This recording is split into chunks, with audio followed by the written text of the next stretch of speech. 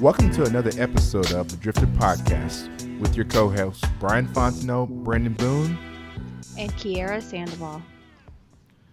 Well, today we're missing our buddy Brandon, who is going off to marry the woman of his life, who we are very happy for. Super excited.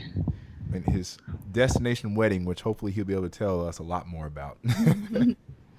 You know, I've never been to Mexico, so I'm definitely excited about hearing the details about his trip and also about the wedding. Shoot, that makes two of us. I've never been to Mexico either. You've never been to Mexico either? Yes, I've been to like 17 other countries and I haven't gone to Mexico. I've gone across the pond too many times to count, and I've never gone to Mexico. And it's a funny story why I've never been to Mexico too. When I was in middle school, I had perfect attendance, and my mom told me I had to get the perfect attendance scholarship, so I would try not to miss school. And she told me one year in 7th grade, "Hey, you want to go to Cancun?" I was like, "No, I want to go to school because I had perfect attendance." The next year, I was in 8th grade. She's like, "Hey, you're going to Canada." I'm like, "Mom, I missed a day of school. I got perfect attendance. I'm not missing it." She's like, "Where are you going?" So I went to Canada, had a great time, missed my day of school. But then I was just like, well, if you had told me last year that you were going to force me to go to Canada, I would have never gone. I would have gone to Mexico. Right. And so I just kept telling myself, well, maybe there's some things in life I shouldn't experience. So you get to experience it this weekend. Right. But I got to go to Cancun eventually because Cancun was the place I was supposed to go in 7th grade. But I got denied because I was fighting for perfect attendance. Well, I hope they were giving you like $1 million scholarship, trying to get a perfect attendance scholarship over there. Man, I don't even think so. I think the scholarship was more like $5,000, and I would have been fighting my whole life for that. But hey, you live and you learn. Right. So the wedding's in Cancun? The wedding's in Puerto Vallarta, I think is how you say it. Puerto Vallarta. Okay. Yeah, I'm bad with pronunciation.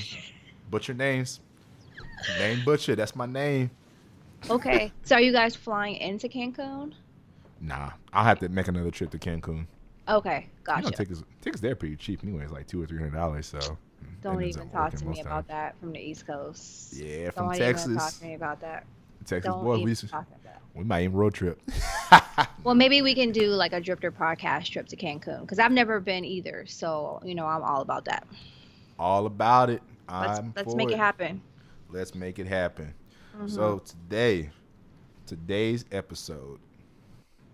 So for today, to kick things off for our episode, for all of our listeners, I'm sure you'd like to know, especially after talking about trips, where are top places you want to travel to?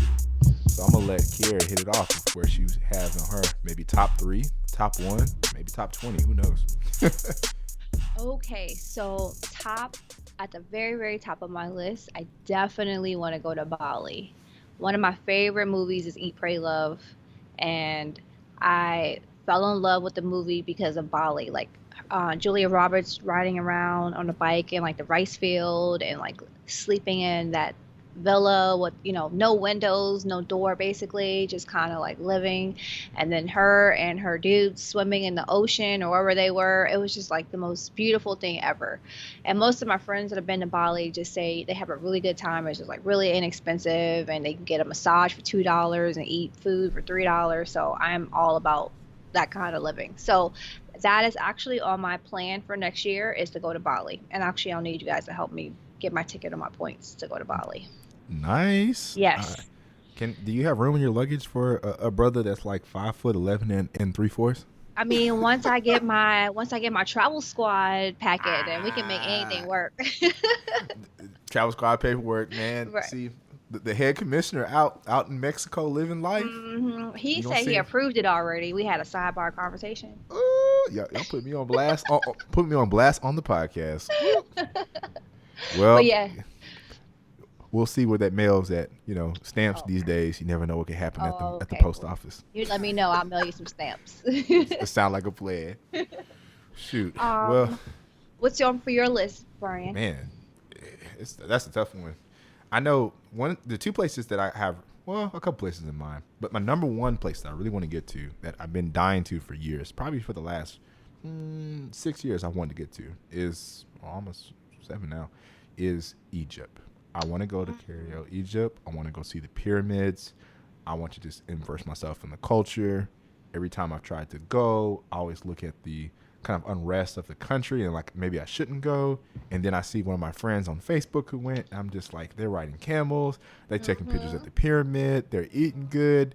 They're like, they came back changed people. They say have a good time. I'm like, man, I just need to go. So I definitely want to go there. I really want. I'm trying to take pictures of my house and get canvas prints of places that I go to, so that I can tell stories about all the pictures that are in my house that play a part. Definitely. And so I really want this picture of the pyramids, like bad for my house pictures. So I'm definitely gonna try to go soon.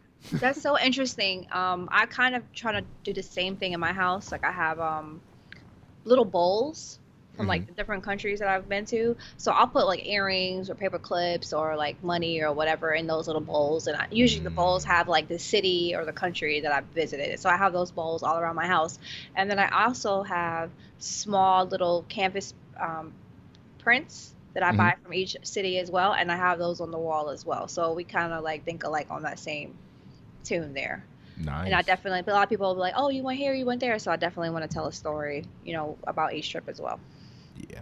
Love storytelling, especially with trips and all the memories you can have and the places that you go to. I started choosing places that I wanted to go to based upon what kind of pictures I wanted in my house, so I could start having all the pictures that I was looking for. Interesting. I never thought about that. Okay. Yeah. It's pretty interesting, but that's why Egypt is definitely my top one on my list. So I can see you out there in that camel with your head covered, with your sunglasses on, looking like a young Malcolm X. You better get it. oh yeah, man, when I went to Dubai, I looked like some of their brothers, and some people came up to me like we were siblings. Like if I go to Egypt, they might kidnap me thinking I'm somebody else, and I never come back, and I come back with on a camel and then have like private jet and all that and have money. There you go. Well, you let me know when that happens. Okay, I'll be out there. I'll let you know. It'll be a travel squad invite only, and you'll be included. Thank you, sir. Thank you. Is there anywhere else on your list that you want to go to? A couple places. Tokyo. I definitely want to get to Tokyo. I'm trying to see if I can wait to the Olympics in 2020. That would be really fun to go to. Indonesia, going to Bali, which is definitely on my list. What other places are there? Definitely want to get back to South America. I want to get to Brazil. Definitely have not done Rio. Had a good time when I went to South America and went to Chile in Santiago. That was amazing. So I want to definitely hit all 7 continents and definitely trying to get all across Africa. So hopefully later this year I'll be going to Tanzania, going for a friend's wedding celebration, which I'm pretty excited about.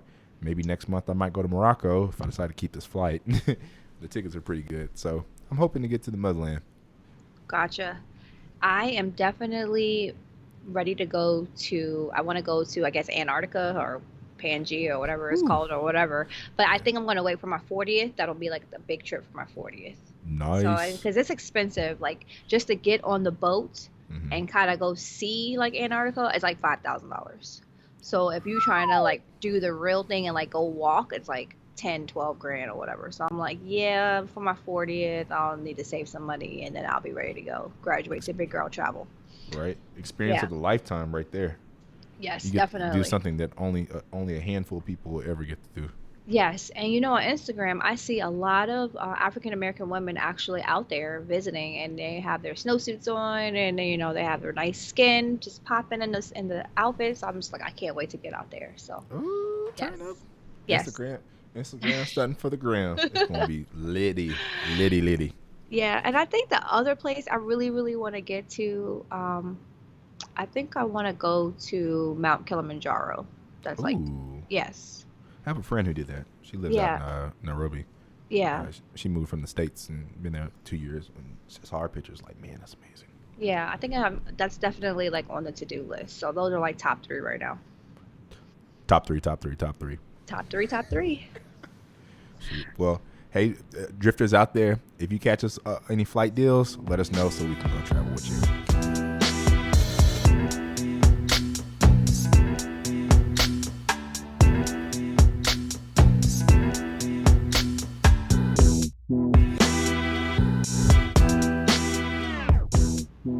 All right, so we just got done talking about where we want to travel. Hope to catch y'all on another trip, traveling out with us with some of our favorite places that we want to go to.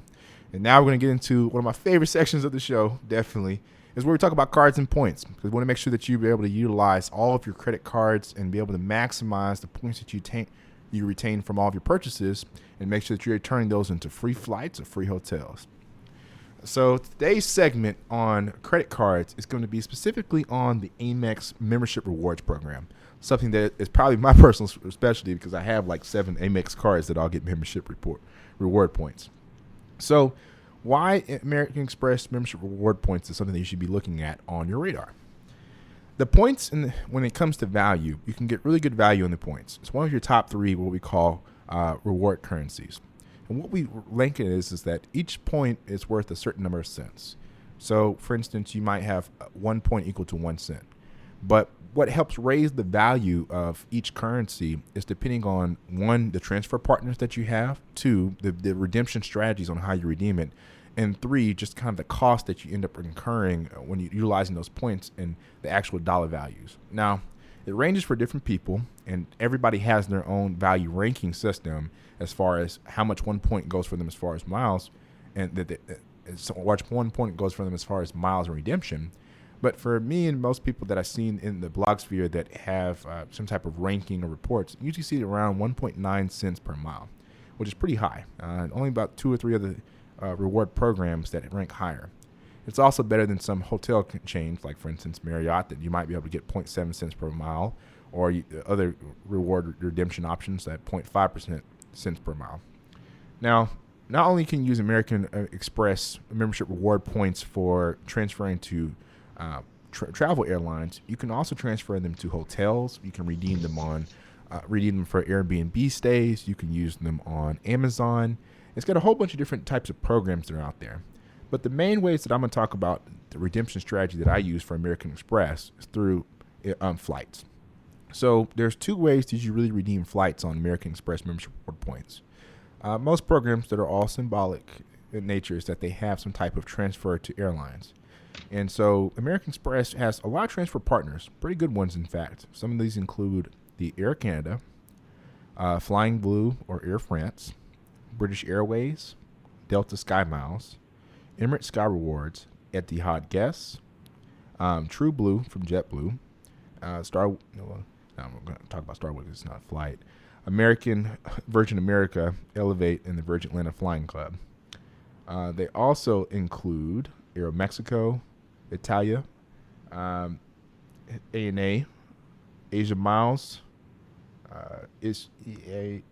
Israel Airlines, Hawaiian Airlines, Iberia, and Singapore Airlines KrisFlyer Miles.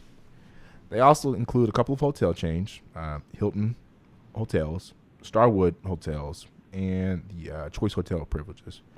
So you got a couple of different options that you can transfer to. Good redemption strategies usually revolve around getting the most dollars for your miles, and so you can transfer to some of the domestic partners, but you sometimes find that, for instance, transferring to certain other partners help you to get ability to get to first class flights, like using Singapore's KrisFlyer Miles. It usually has pretty good redemption strategies when you're flying out from the West Coast and going across the seas, so that you can get first class flights, usually under 100,000 points. And usually the transfer process for getting points from your American Express account to these other airlines, sometimes are 24 hours, sometimes it can be up to 7 days. I use it a lot of times for Delta. Delta usually takes for me somewhere in about 5 minutes. Also, the other thing that you're looking at on American Express is that not all transfer partners are the same. So, for instance, 1 Delta Sky Mile is equal to 1 American Express point, but 250 American Express points only equals 200 TrueBlue JetBlue miles. Whereas, also, when it comes to hotel chains, a 1 American Express point equals 1.5 Hilton points, but 1 American Express point only equals a third of a Starwood point. So depending on who you transfer, you have to look at the transfer rates to see you're getting the best value for your dollar. Now, the second redemption strategy that I use most commonly, more than actually even transferring my miles, is that there is a special travel portal for American Express customers called American Express Travel. It allows for you to redeem your points at usually 1 point per mile to be able to buy different flights through their portal. Now, the good thing about this portal that I think goes overlooked more often than not is the fact that in this portal, sometimes they have lower rates. So you might see a flight that may be $333 somewhere else, like Expedia, Travelocity, some even directly on the airline flight, but you might get it for $313 through American Express. The second thing is depending on your card strategy, which we'll talk about in another section about American Express, is that depending on what kind of American Express cards you have, you can sometimes get up to 35% back of your points. So if you have the American Express Platinum Business Card, which I do, you're able to take whatever you purchase in flights, and you pick one airline a year. So mine is, for instance, Delta, or any first class or business flight, and you receive within 4 to 6 weeks 35% of your points back. So it helps to lessen the cost of the flights, effectively giving you more value in your miles per buck. Now, I hate to say this, but a couple months ago, it used to be 50%, and they used to reward that thing back in like a day or two. And a brother was booking flight, getting the point back, book another flight, booking the point back, booking another flight. And I think it got too popular for them, so they had to change it because of people like me. But it allows me to get more redemption out of my miles.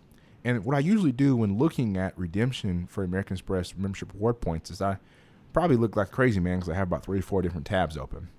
I always check to see, one, if I go directly with the flight, with the airlines, do I get better value transferring my points in? My second window always shows the American Express travel options. And then the third one is where I look at to see if there's any kind of cheaper flights that I might be able to get. I also take into account that if I can get into a business class or a first class flight, I might save on the points using my business American Express Platinum card on 35% of your points back. So sometimes it actually is more cost advantageous for me to move into business class or first class than it is for me to even fly economy. Interesting. So it's an interesting thing. That's why I have so many windows open, because you have to compare the numbers and see, all right, so like for instance, it might be at Delta Airlines 35,000 points for a round trip ticket. But if I go to American Express, the economy might be 28,000.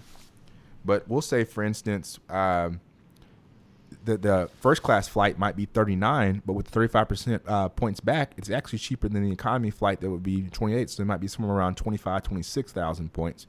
So naturally, out of all three of them, I'm going to pick that business or first class flight and get the points back within 4 to 6 weeks. So American Express has a variety of different cards that you can use to help gain points. On a personal side option, some of the cards you're going to look at is the American Express Everyday Card, which gives you 1 point per purchase. But if you do up to 20 transactions a month, they give you additional 20% on your points. You might look at the American Express Premier Rewards Gold Card, which is not a traditional credit card. It's actually what's called a charge card, where you pay it off at the end of the month, the full balance, and you don't get charged interest. And with that one, you get 1x points on most purchases. You get 2x on restaurants, on gasoline, like U.S. gas purchases, and you also get 2x on groceries. You get 3x on purchases of flights. Then there's the American Express Platinum Card, which is my bill paying card. It's also another charge card like the Premier Reward Gold Card. And I use it to do 5x points on flights, 1x points on everything else. But that's the card that I put all of my bills on. Not to mention, there are all kinds of other cards too in the business space. The American Express Business Platinum Card, which gets you 1x points on all purchases. When you do over $5,000, it's 1.5 points on your purchase. You also get 5x points on purchases for hotels through American Express Travel, which is the same as their actually personal card. There is the Business Gold Card, which gets you 2x purchases on gasoline, and you get to choose 1 3x category. So it can be airlines, it could be social media, advertising, it could be shipments and such. And you get to choose 1 category that you get to do 3x on. They also have now a new offering, the American Express Business for Blue Plus card, which gets you 2x on all your purchases up to $50,000 a year, which is a revolving credit card. And there are countless other kind of cards that you can use for kind of points gain. But those are the ones that you really kind of start off with developing your kind of strategy, or the trifecta, as I say. I don't have all pieces of the trifecta right now, but I have close to almost all the pieces on both the personal and business side. All I'm missing is just the everyday card on the personal side and the blue business for blue card plus on the business side. But I can tell you that most of my trips this year have been paid for by miles. Most of my trips are always being paid by miles because I make sure to effectively utilize the categories that I have for my credit cards to really maximize 3x purchases, 2x purchases, and revolving purchases, so that over the course of a year's time, I may develop a couple 100,000 miles or 100,000 points that I can convert into some miles, and then use that bad boy 35% back on my purchases of miles through American Express Travel to really maximize and gain more points. So that's a kind of a synopsis of the American Express Membership Rewards Card program. If you have any questions, you can always reach out to me. Reach out to our team at podcast@driftertravels.com. I'll be glad to answer kind of questions that you have. And also, you can chat with me more about it in the Cards and Points chat with inside our Slack group. So that was a lot of information, a lot of good information, Brian. What would you say would be your most favorite Amex card that you use? Man, that's Just a in tough one. general, just in general. So I haven't really found a good everyday card. It's kind of hard because you want to get a card that gives you the most points when you don't hit a bonus category. So in a weird way, I use my American Express Premier Rewards Gold card because most times it's a double category for most pieces, and then 1x on everything else. And honestly, if I had the everyday card, I would use the everyday card as my everyday card. No pun intended. Because if I do more than 20 transactions a month, I get additional 20% on my points. Now, that version is the free version, but they have a fee version of the American Express card, the everyday. They call it Everyday Preferred. And with that card, what ends up happening is that if you do 30 transactions in a month, they give you additional 50% points. And that'd probably be my everyday card. But my Premier Reward Goals card is my favorite card right now on the personal side. On the business side, it's a toss-up really between the American Express Business Platinum because the 35% points back on your purchase of your one selected airline's economy flights or business or first class flights on any airlines, it really goes unnoticed to me because I get so much value just off of that alone. Right. Now, when I get to really be balling and stuff, and I get invited into the Black Card Club, the American Express Centurion card, that card actually, the business version, allows for you to get redemption of 35% of your points back on any airline, economy, first class, or business. So I'm trying to get my bread up so I can get that card. So there's a difference between a Centurion card and a Black card, correct?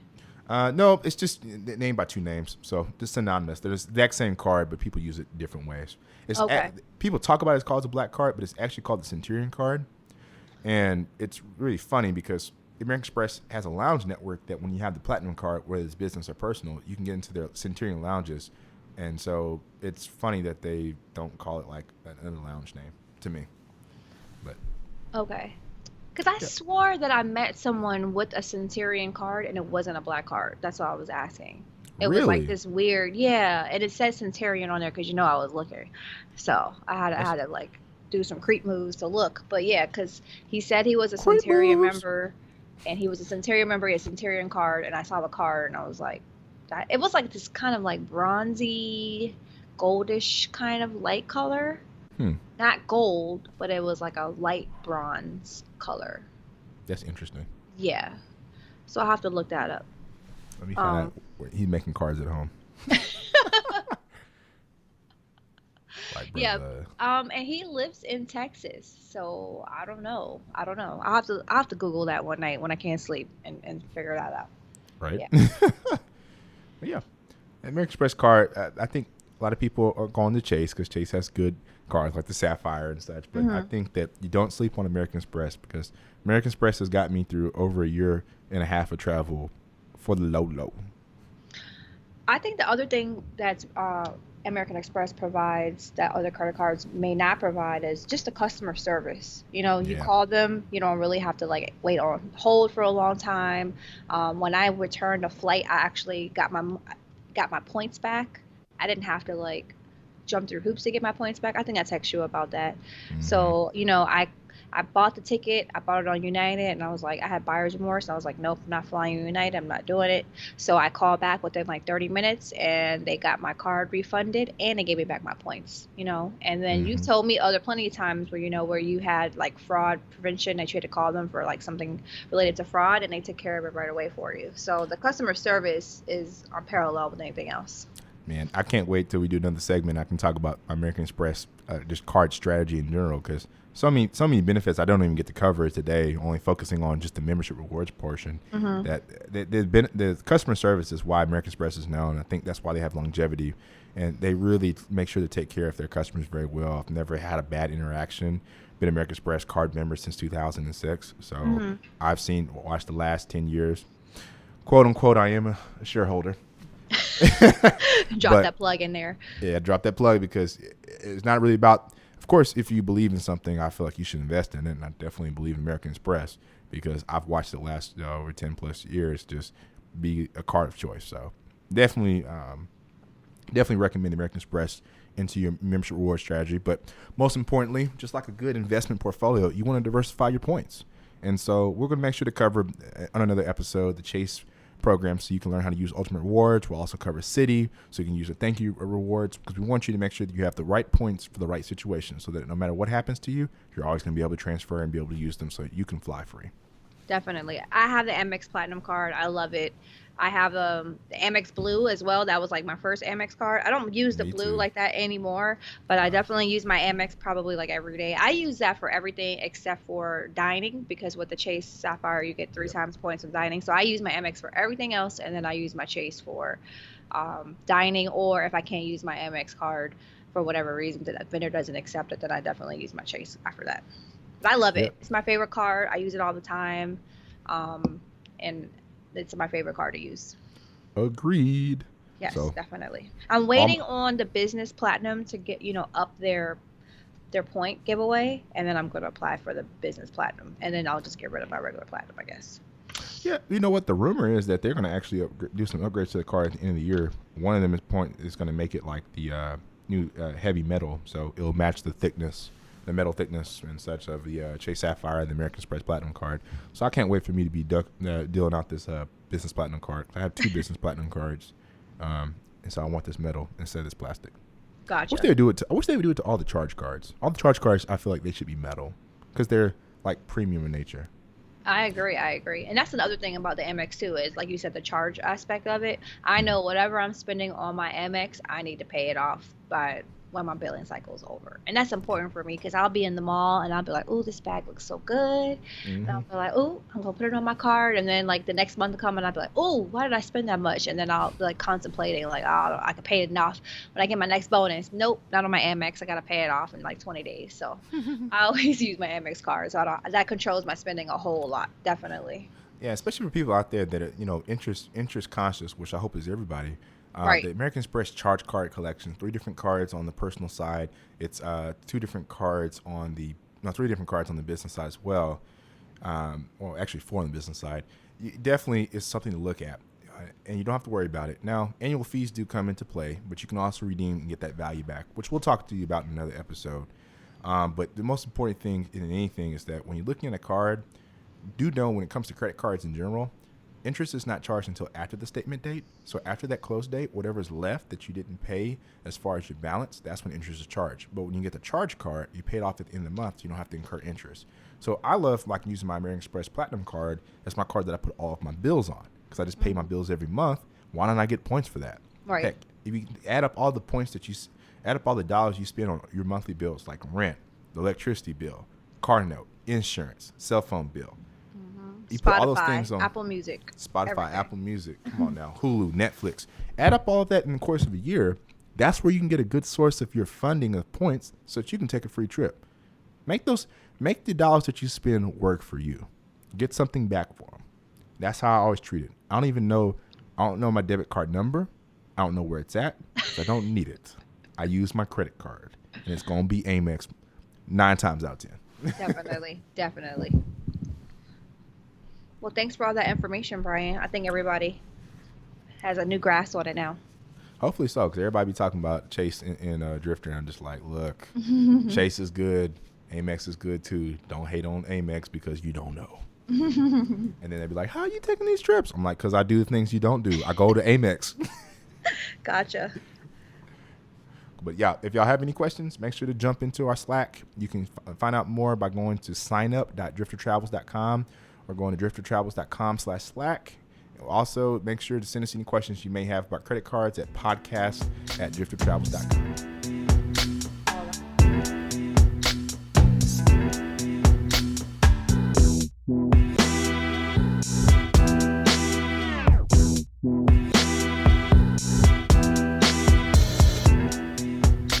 All right, guys. So So now that we've sit there and covered a little bit of information about American Express, we hope that you better understand the membership reward point system and how you can make sure to get redeemable value out of all the miles and purchases that you have that turn into points for you. So now we're going to get into our segment where we talk about travel. We're going to take a trip around the world to hopefully a place that you want to love and see. And so for today, where are you going to take us, Kiera?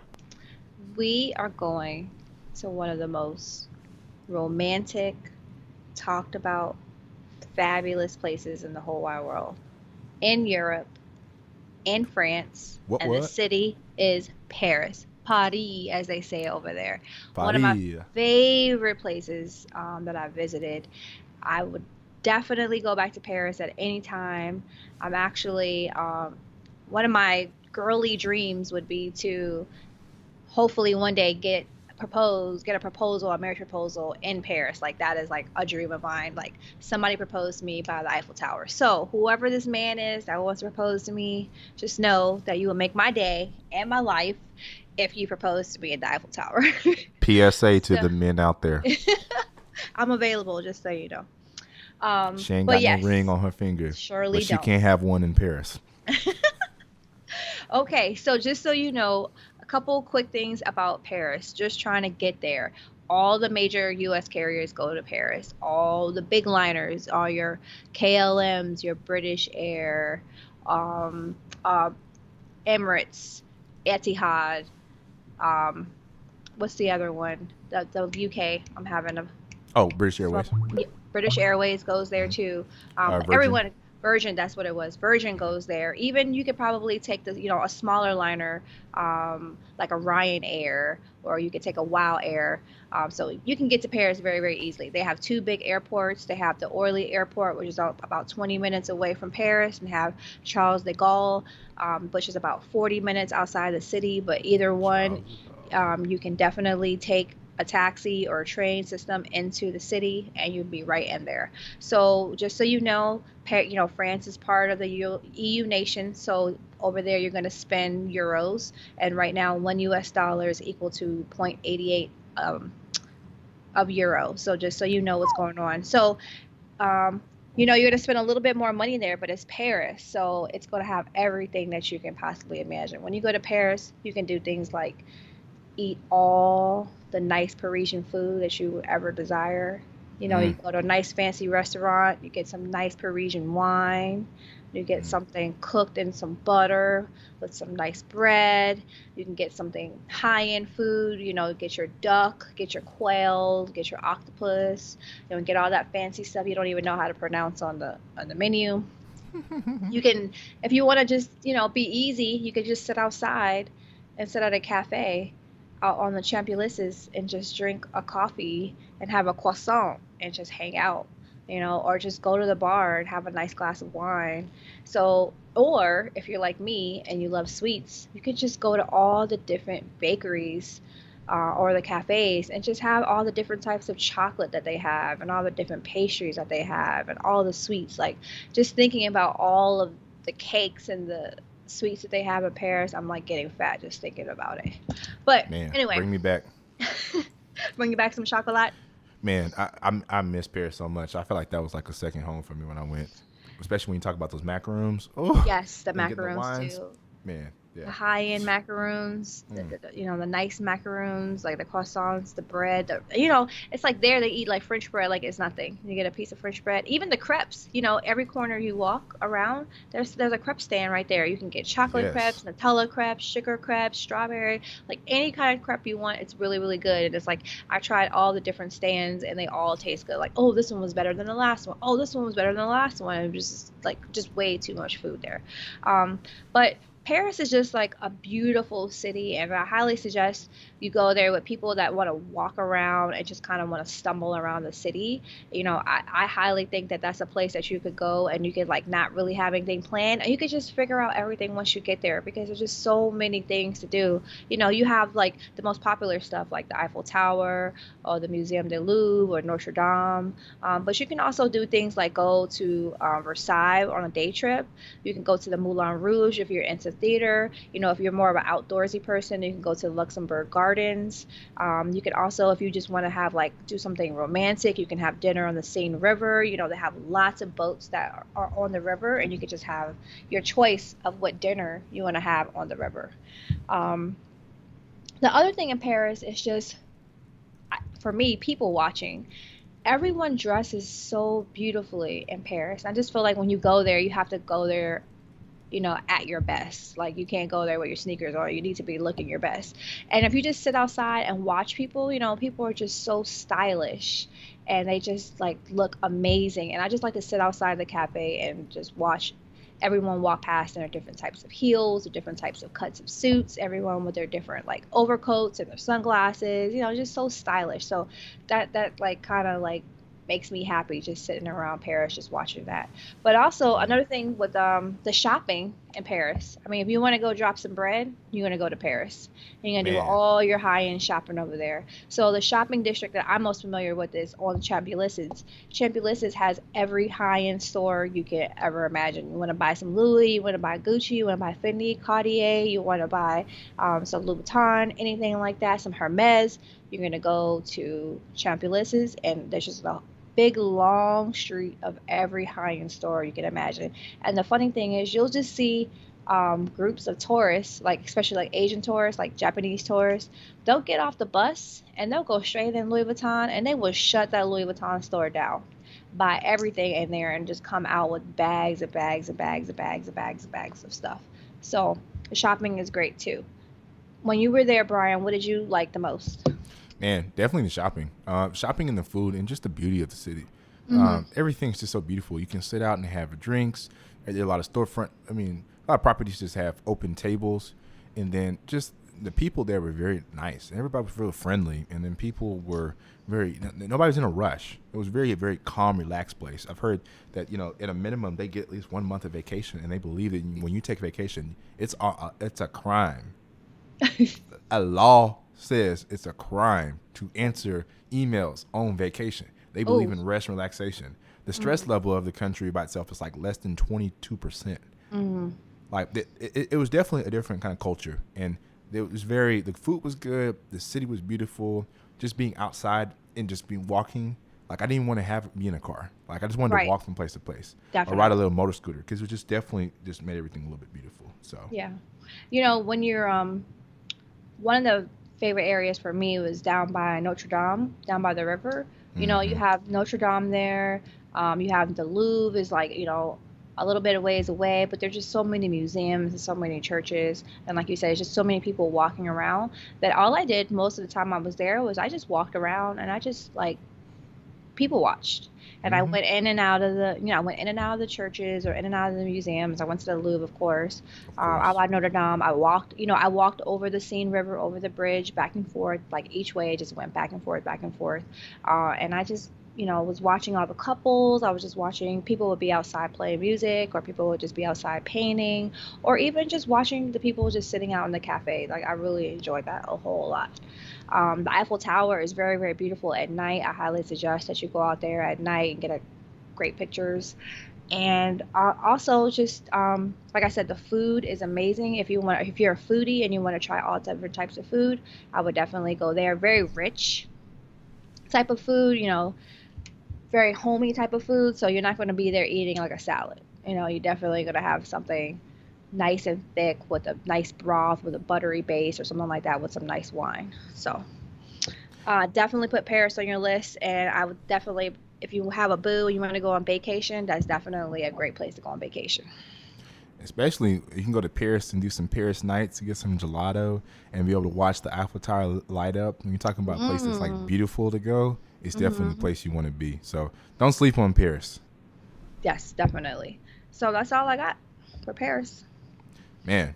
If y'all ain't got y'all plane ticket yet during the time we on this recording, y'all tripping because that was a good example of a place that you need to be booking right now. And you know our favorite words: book the ticket. Book the tickets.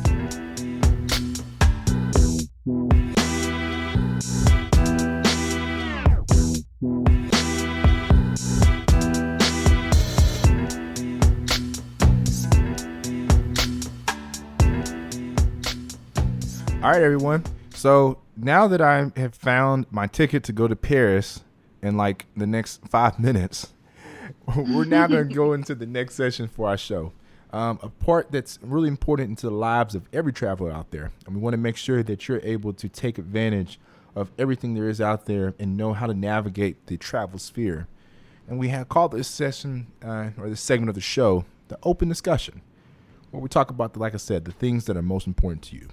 So for today's discussion, What are we talking about, Brian? what we talking about? Do you do group travel or do you do solo travel? Ooh. The debate of a lifetime. Oh man. It's like as bad as the left Twix and right Twix conversation. Oh, you want me to go first? No easy topics. You got it, Snack Attack. Okay. So I started off traveling as a solo traveler. My first trip was to Europe and I traveled solo. It was the most amazing experience of my life. Definitely molded me into the person that I am today. I definitely wouldn't be here talking to you if I didn't take that trip. As I've gotten older, you know, people, especially with social media, people see my pictures and they're like, oh, you go here, you do this, you do that. So more people have asked me, especially over time, you know, hey, let's do a group trip. Let's do a group trip. I'm all about group trips. It just has to be with the right people. Unfortunately, not all of your friends are prepared or, you know, are mesh well with you when it comes to traveling. So I'm okay with group trips as long as we can travel together. As long as our travel agendas or our travel goals are the same, then we can travel together. But some of my friends, I don't think we can just travel together because some people want to sit at the beach. Some people want to stay at the hotel. You know, some people like me want to wander around and stay out all day long. You know, some people want to like just have everything planned before they get there. And as I get older, I'm more of just let's just go with the flow and figure it out when we get there. So, and then some people, they just, you know, they want to complain about every part of the trip. And I just don't want to hear any complaints. Like, I just want to go and have a good time. Like, we're not coming back to this place anytime soon. So I'm definitely all for group trips as long as we mesh well, you know, as a group. But I will go on any trip solo on any day. Let me tell you, I'm a solo traveler first. So I think as a solo traveler, you get to push yourself to the limits a little bit more because you're out there by yourself. So it's like, let me go out here and talk to these people that I wouldn't normally talk to if I was here with my friends. Let me go hang out in this place and try something new because I don't have my friends to say, oh no, we don't want to do that, you know. And a lot of times some of the places I want to go, or, you know, I might buy my ticket very quickly. Some of my friends, they can't do that, or they just, you know, for whatever reason, they don't have the means to do it. So I just go by myself. So it gives me an opportunity to just try something new when I'm ready. And I'm all about freedom. So it makes me happy. Man. Whew. Solo travel, group travel. So as a, I guess, official member of the travel squad, I can't let them down. Right. But no, so I took my first solo trip back in April. First Really? international solo trip. So I didn't know that. yeah, that was my first international one, and I thought it was important for me. I've been doing a lot of group trips with lots of the same group of friends, the travel squad, as we call it on every episode. And it's been good traveling with them because we've gotten to a rhythm of, you know, we understand how each other likes to operate. We understand how we plan trips. We understand how we do things together. And the focus is really just to have a good time. And I love it and I enjoy it. We've tried to switch up sometimes and add new people into the groups, and everybody comes with their own dynamics. So you start with, you know, certain people that you've always done stuff with, and you add in a new person to mix, and it's kind of teaching them or trying to go the different flow. So it's been interesting at times having different people in the group. I personally have enjoyed the group trips. I enjoy it, but then when I go on one of my first international trip by myself, man, it kind of did something for me that I never had done before. Like you said, you have more freedom. You get to choose the activities and things you want to do. So I'm only child by nature. Learning how to share and do things another path is kind of hard for me. It's something I'm working on. I'm a work in progress. Okay. As long as you know about it. Yeah. I'm real with myself. Talk to my psychiatrist. She and I, we good now. Okay. But But most importantly is that, when you go on a group trip, sometimes there's certain things that you want to see or certain things you want to do. And then sometimes you have to balance that with being able to do things that everybody else wants to do. And that's where I think a lot of conflict happens in group trips. Personally, when you start to realize, hey, we're just going to do it for the greater good, and as long as everybody can be kind of flexible, then that's what the real goal is. And if that is accomplished, everybody has a good time on the trip. Right. It's when we kind of get, sometimes I think, a little bit selfish, and I'm guilty of because I've done it on a couple of the trips. I get a little selfish, like, hey, I really want to see this. I got to see this. But, I guess the world is big enough also for us to always come back to. That's the thing I keep in mind sometimes with trips. I saw things I want to see this time. I don't want to see everything when I go on a trip because I want to leave some things that I'll come back to explore. Maybe another day, maybe when I'm older, maybe when I'm married, maybe when I have kids. You never know. Mm-hmm. You never know what life would has for you. I went on my group trip, my solo trip, and had a great time. And I was like, man, if I could balance doing a group trip with the right friends, because it's important, especially when it comes to payments. You got to have people that can pay their money. Do it with the right friends, but then also take a couple of solo trips per year. The solo trips will give me time to reflect and learn things about yourself, your likes, your dislikes, your growth. It's a time of real self-reflection. And being the only child, I self-reflect a lot, which I enjoy, especially in another country. It helped me to immerse myself or try things and get out my comfort zone. But also being in a group trip, you learn a lot about your friends. You learn a lot about people. You learn things together, and it helps build a bond that you can't break. So I'm on the fence of, you know what, I can play both ways, really. Right. Definitely, probably you feel like more solo travel when I don't get to the things I wanted to go see in certain countries. But hey, I enjoy my travel squad. They have helped me to see the part of the world that I never saw by myself. We made some great memories. And from it, some people end up getting hitched. So, I guess group travel works. You can find your bae on the trip. Bay trip. So I have a question for you. Big trip. How do you figure out who you can travel with? Ooh, Like, how do you test it out? good question. Mm-hmm. Good question. So, how do you figure out who you can travel with? Tough one. Well, the way that you kind of feel like it, you find out basically first and foremost is one, do your friends have the means to travel? I think True. that determines everything. Because we all know how many group trips have started with 20 people. First week, it's down to 10 people. Second week, it's down to 5 people. Trip day, it's 1 or 2. Right. Maybe. Exactly. So the law of numbers, right? You may have 1,000 friends, but how many good friends do you really have? Like, how many people do you just call on? You don't need to have a group chat with a lot of people, but you just have to have a lot of people that are willing to compromise. And I think that's the biggest key. It's like, hey, I know I want to go see this. You want to go see this? Let's both find a middle ground of how we can make it.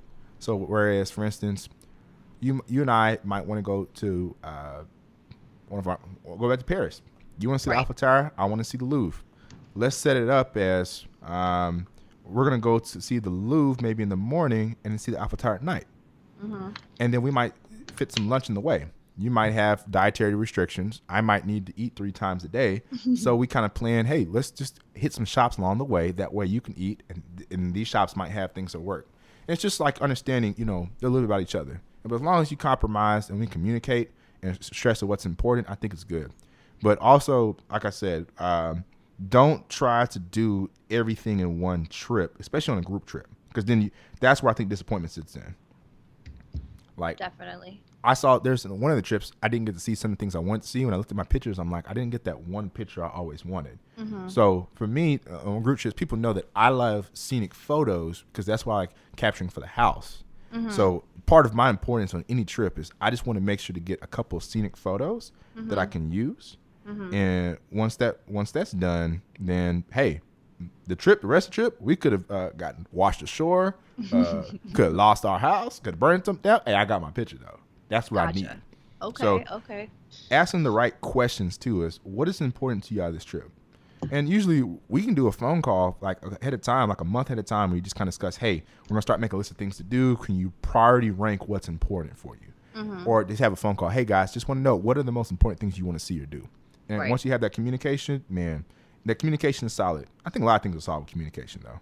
I guess they say Definitely. it's the key to relationships anyway. So you gotta treat going on a group trip like you're in a relationship. So what I kind of do is with people that I've never traveled before, like we can do a test run trip. Like we can go somewhere local in the United States. We can go to New York, or we can go to Florida, or we can go to Vegas, or whatever like that. And I see from there, you know, if everybody's going to mesh well together. Because unfortunately, with sometimes with ladies, our personalities don't mesh well, even though we're friends on the road. So I'll just take a small trip with some people and then we'll work it out from there. And then, if our small trip works out very well, then, the next thing I'll do, like just like you said, I'll have a conversation with them like, what are you looking to do on this trip? Is this the type of trip where we're going to just lay on the beach?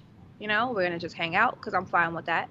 Or is this the type of trip where we're going to be trekking around the globe and we're trying to just like find like this hidden treasure in the city? Or is it like a hybrid? With my travel partner, she's kind of like a hybrid traveler. Like she'll go with me in the mountains, she'll go with me, do this and do that. But then, the next day she wants to relax and she wants to hang out, or the next day she'll want to go shopping. And we have that conversation, and that, that works. We'll work everything in our schedule to make everyone happy, and we have a good trip. We have a good time. That's what So, it's about. Have a good time. yes. But I definitely think that you got to find what kind of travel works best for you. So if you're a solo traveler, make sure you do that. But if you're a group traveler, do that as well. But I also highly suggest that everybody kind of try both travels and, to see what works best for you. Definitely do. It's all Yes. about making sure you have the right people with the right experience, and y'all can make it happen. Right. But also, don't be afraid to travel by yourself sometimes. It's important. You want to be able to learn a couple things about yourself. Definitely. And for the ladies, don't be afraid to travel solo. Now with the internet and social media, people can get in touch with you. You can get WhatsApp, Instant Messenger, Group Me, everything, Instagram, Snapchat. People can track where you are and where you're going. And if you'll be very, very surprised at the number of female travelers, lady travelers, solo travelers out there. There are so many. When I took my trip to Europe a long time ago, I've met more women on the road, solo women on the road, than couples or, just other travelers and groups. Like there were so many solo women travelers out there. So don't be afraid. There's just as many women out there doing what you're doing. A lot of them, this is their first time as well. You guys can link up, and if you guys mesh well together, you guys can, hang out in the city and then go on your own way. Don't let anyone tell you it's too dangerous out here. They don't want you to travel. Unless you're going somewhere crazy. Yeah. They Yeah, don't want you to travel. They don't want you to have friends. They don't right. want you to have memories. Don't let they stop them. No, I highly suggest everyone go on a solo trip. Definitely. I think you will be amazed at the things you see and do when you're out on your own, and I think it'll be a better person for when you get back, even better than you are now. Make yourself the best you can be. Be the That's best you right. can be always. That's Which right. means travel. Travel more. It's like the more that I travel, even solo in groups, I come back a more enriched person. It's like making an investment in something that makes you money. The more you travel, even as a solo and group travel, both things should leave you both enriched so that you come back with a different viewpoint on life. Hmm. If you think about life the same after travel, then I feel like sometimes we might have missed something during the trip. Definitely. When I came back from Maui, I was just at so much peace. I had a different perspective on things, and I just felt really good. When I came back from Cuba in December, you know, I appreciated what we had in this country, and I appreciate, you know, all the things that I have access to that America has that other places don't. And, I appreciate the fact that those people there in the island are still striving to get to where we are. Like, they haven't lost their fight, and they're going to get there. It might take them some more time or some more years, but they're going to get there because they have that passion out there. They have passionate people. So I highly recommend get your travel on, solo, group, just get out there and have a good time. Hit us up if you have any questions. We're always here to help. We're here to help with the cards, the points, the planning. Just even if you just want to kick some ideas off of us, just reach out to us. You reach out to me. My email is kiaras@gmail, or my Instagram at mzkls. Definitely let us know how we can help you. Even if we need to help do some coaching for you for doing group trips, if we need to have an intermediary or a third party. But no, most importantly, make sure you get connected to us. We really want to hear the thoughts and things that are important to you as travelers so that we can discuss those important things, that you can get input on all the things that you need to know so that you can take advantage of more travel. You can reach out to us by connecting to us in our Slack community, the Driftr Travels Slack community. It's an important place that you can go and be able to ask questions and be able to connect with other people. Make sure to go to signup.driftertravels.com to sign up, or just visit our website, driftertravels.com. You can find out more there. Also, if you have questions for us, send it to us. Podcast at driftertravels.com will go to us. And we love getting listener mail so that we can kind of hear thoughts, feedback, anything that we can do that can really help the podcast to be beneficial to you. So we thank you for tuning in and listening to us. Hope you leave some good reviews on iTunes, Google Android. I didn't know Spotify had a podcast thing until the other day, until Brandon said that text message. So just different places. Leave us reviews. We want to know, how it can be beneficial and help, and definitely tell people. You find the information that's helpful here, let somebody know. Tell them about the podcast. Allow them to subscribe. Tell your friends that they keep reneging on you on every trip that you're trying to go on. Tell them, hey, listen to the podcast so you can figure out some tips and tricks that you can make it a little bit easier for you. I know that sometimes finances can get in the way, but we want to help you get strategies that help make you successful as travelers. So until the next time, my friends, everybody have good wishes for Brandon and enjoying his wedding and honeymoon. I will catch you, brother, on Sunday. About to be out there, enjoying a good time, enjoying the sun, and laughing at some of these pictures and memories we're going to make. Until next time, I'm going to speak for Brandon. As he says, make sure to tune in us next week. This has been a fun episode. Thank you for listening in. This is your co-host, Brian Fontenot. And this is Kiara Sandoval. Congratulations, Brandon, on your wedding. Congrats, B. All right, y'all. See you guys next week. See you next week. Take care. Bye-bye. Peace.